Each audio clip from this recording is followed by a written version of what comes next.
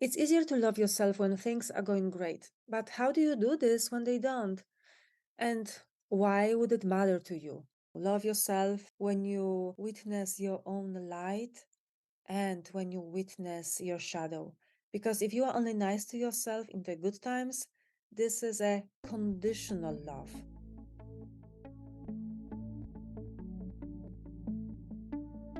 Welcome to Positively Rebellious Coaching, a podcast about our inner transformations, body, mind, and soul. I'm your host, Joanna, a certified coach and a clinical hypnotherapist. Episode number 12: How to Love Yourself Through the Hard Times. Hello, I am happy you are here, that you tuned in, and I hope that everything is going well for you. I wanted to record this podcast for somebody who is going through hard times. Maybe it's a divorce, maybe it's a loss of job or money or another thing, hard thing. When I heard this for the first time from my teacher, I didn't know that this is actually an option. So her son failed at something and he was, of course, feeling down. And she told him, okay, things like this happen to everyone sometimes, but the most important thing is, how are you going to love yourself through this experience? Because you can go through this beating yourself up, or you can simply support and love yourself through this experience. What does it even mean? For me, it means simply, how do you have your own back when somebody you love leaves, when you lose a job or you didn't get one, or you lost huge amount of money, or maybe you are the one who leaves, or you are the one who made the mistake. And you know what? Forget love. How do you even like yourself and your life in this moment? If you feel bad, it affects your self-esteem, your energy, your health, your self concept. And sometimes it's easy in this moment to go on this downward spiral of negative events. In this podcast, I'm not going to give any weight loss examples, and I will not suggest that you harm yourself with premature positive thinking. Now, if something just happened to you, and this is how you see it, it happened to you, you may initially not be open to listening because what can I tell you? I will not bring that person back to you. I will not bring that money back to you. And initially, you may be convinced that the only way to feel better if you have back what you lost. If you believe that, you may come to the conclusion that for this to happen, it will take years, or a miracle would have to happen, or at this point there has been done some irreparable damage and it's not going to ever happen. And you may believe that nothing will help you feel better. But that simply means that you will harm yourself with this kind of thinking. Now, I know that you believe that this is true, that this is the reality. But what I want to show you that making those difficult predictions, these bad predictions, is actually a thought that harms you in this moment, and it's draining even more energy from you in this moment. And it does not allow you to like yourself, to offer yourself this unconditional friendship. You are simply making it conditional how well you feel in the moment. So I was asking myself, how would I know if I love myself or not love myself through failure, conflict, or rejection? And I am not resonating very well with the word love. I think it's pretty abstract. So I'm breaking down love into the aspects of love: patience, acceptance, respect, care. And that would create a beautiful acronym SPARK: self patience, self acceptance, and so on. But I have to add to this self forgiveness. So, what are the signs that you do not love yourself? And what do I see in other people who let me close to them during these times? And here are the things. What is the communication, the self talk you have with yourself? Second, what happens with your focus and imagination, the relationship between the past and the future? And what effect does it all have on your energy, your physical and your subtle energy? The physical impact. You probably noticed you feel drained from the physical energy. In fact, your body, your cells, your powerhouses in your cells are creating just a tenth of its normal ATP energy in the times of stress, comparing to the normal times when you feel good. On top of that, you are probably also busy thinking. I know for me, I would go to the past event and I would be obsessing about it, really rerunning it in my mind as if I was rerunning a scene in a movie. And it takes a lot of energy. So your mind is depleted, your body is depleted.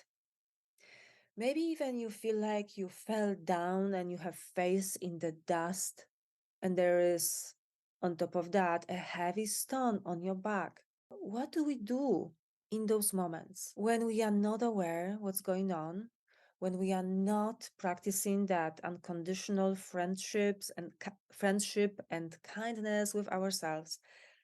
Automatically we will go for alcohol, sugar, watching movies, or other things that's supposed to make us feel good. And they do in a moment, but later they deplete us. And this is exactly the time when we need to take care of ourselves physically. Stress depletes our body, it affects our immune system. It's so easy to get sick. I remember this one moment. My client called me and he stressed me out so much that 5 minutes later I was sick. And he did it to me twice. But did he do this to me or did I let it happen? So the energy is drained, immune system is down, the food that we are choosing in this moment additionally affects the immune system negatively. We are definitely not in the mood to eat the steamed broccoli. How would it look like to love yourself in the moment when it seems like nobody loves you? It would be to make the effort to eat nutrient dense food that supports your physical body through this experience. That would also mean to go out and be in nature under the open sky. When I tested my 7 ways to get out of depression, I didn't have to test all 7. One of them was to be close to nature. And first of all, the sun will give you more vitamin D, and that's good for your mood. And second, when you are in your little bubble of dark, dense energy, when you go out and connect with the energy of the trees, the flowers, the sky, well, even if it's winter time, there are still experiences in the nature we can have. There is no way to not notice that that makes us feel better. So I hope that this is a possibility for you. And even if it's really, really hard, because if you are in the state of melancholy, apathy, or even depression, deep disappointment, I know that you don't want to do anything.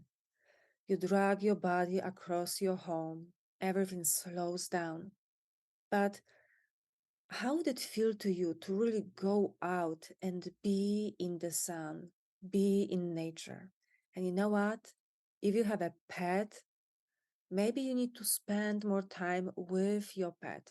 Your pet loves you unconditionally, and his or her energy will help you heal yours. One woman told me that As she's going through a divorce, in the beginning, she felt unworthy, unattractive, abandoned. When we feel unworthy, unattractive, or abandoned, we don't have that energy. We don't feel that we are worthy of caring for ourselves. We are abandoning ourselves, not going out to the sun, not exercising. Did you know that a 10-minute walk can give you energy for the next 90 minutes? Now, what is our self talk in those situations? How your self talk and the tone of voice you use with yourself, how is this contributing to your energy? And is it caring? Is it kind? Or is it really nasty? Because it can be. If something bad happened recently, what did you make it mean? And what did you make it mean about yourself? Did you immediately go to the worst conclusion about yourself? Or did you hold for yourself the space that, well, stuff like this happens to good people too? Good people make mistakes all day long. Good people sometimes do wrong things. Things like this happen to everybody. I made a mistake and I'm still worthy, lovable, and I accept myself. This is an option, my friend. You are a good person, and sometimes you make a mistake, as I do. What I'm learning in the medical hypnotherapy for chronic disease. Sometimes chronic disease initiates because something bad happened and a person made it mean something huge about themselves and their life. For example, if a person was holding on to their job as if it was the most important thing in their life and she's fired from that job, she may make it mean, my life is over. And the body is listening, and changes happen on the cellular level. So, this is how people sometimes get sick because there is stress. They make it mean something huge about themselves. So, pay attention. I remember this one time when I was in an accident. It was a big shock, and I lost speech for a short time. But still, in my thinking brain, 5 seconds after that impact, I heard myself think this: something good will come from this. Something good will come from this. So it is possible to train ourselves that even in the state of shock, we can still make a decision what that event means. Give your body a reason to create more energy by movement and also by what you think. I promised in the beginning to not harm you with premature positive thinking, and I am not offering that you lie to yourself. But there's always a little bit different way of looking at things. Going back to the communication you have with yourself, there's something funny I noticed. When we beat ourselves up, we talk in the singular second person, you. But when we build ourselves up, we are talking in the first plural person, we. Somebody who does not love himself or herself would say this: you never get it right. You are always making those stupid mistakes.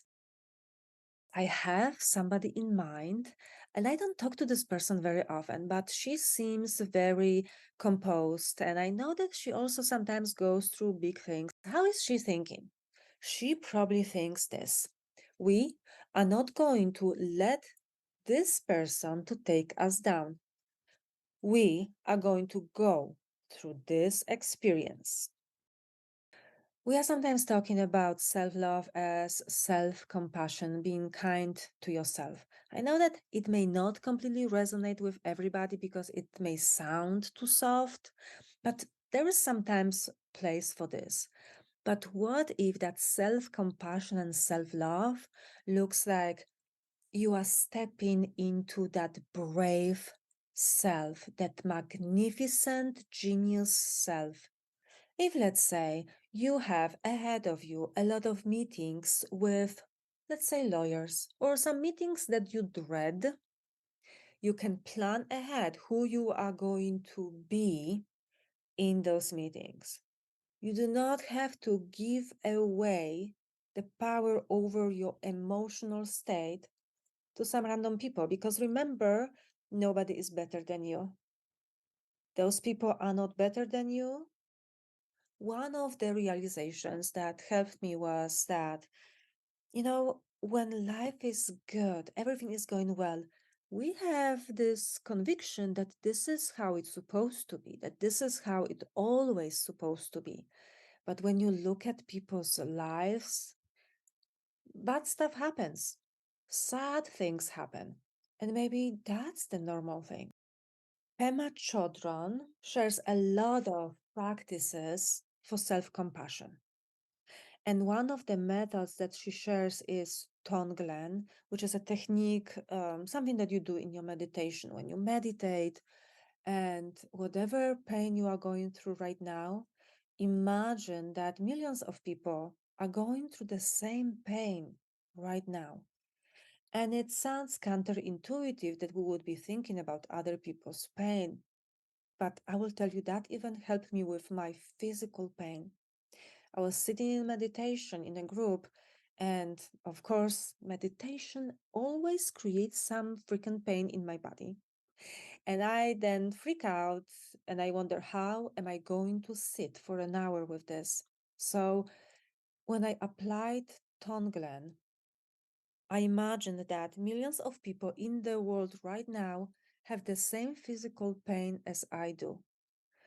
I connected with them and I breathed ease and release into that pain. I kid you not, the pain went away. It helped. Same with other events in life. I mentioned before self forgiveness.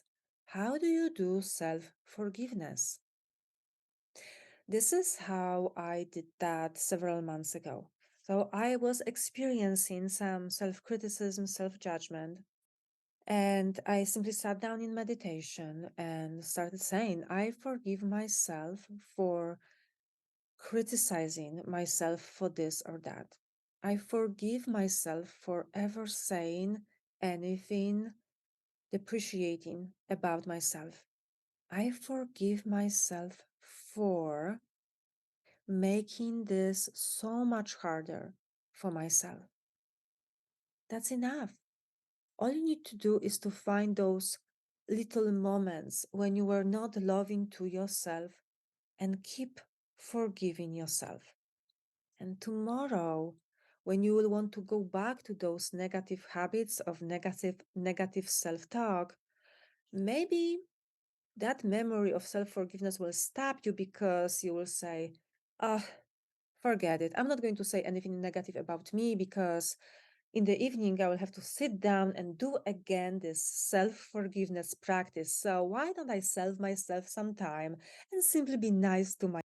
Love yourself when you witness your own light and when you witness your shadow. Because if you are only nice to yourself in the good times, this is a conditional love. One time, as we were walking away from a transaction, it did not feel good to do this. I knew that I don't want to lose my cool in those conversations after the transaction was broken. I knew who I want to be. I wanted to be calm, and that allowed me to actually observe the emotional high and lows of the other person. Sometimes you have to build up the positive thinking, more optimistic thinking, more empowering thinking. And sometimes you simply can make a statement that also sounds true. For example, something good will come from this. This is happening for me. This is the moment when something even greater and more beautiful can come to my life. This is a moment when this person lives, so somebody who will love me even more will come along. I love that when we work on loving and liking ourselves, taking care of ourselves, this is not only a gift to us, this is a gift to everybody that we meet on our path. Other people also will benefit from us liking ourselves. And the last thing that we do, we think about the past and we think about the future. And we paint the future in dark colors that depend on the past. When you are thinking about the future, and I mentioned that before for sure, the future does not have to be a continuation of the past. And besides, what is your past? The experiences are all over. Why make this last horrible experience mean that this is going to affect your future? You know that what you focus on grows. So when you imagine the future, imagine something that you actually want to experience. Because you know what? Life is still beautiful, and your life still is or can be beautiful.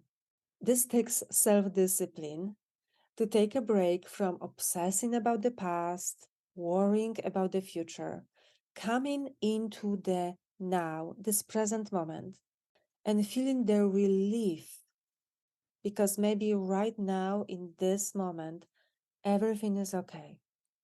I hope it is because you are listening to this podcast.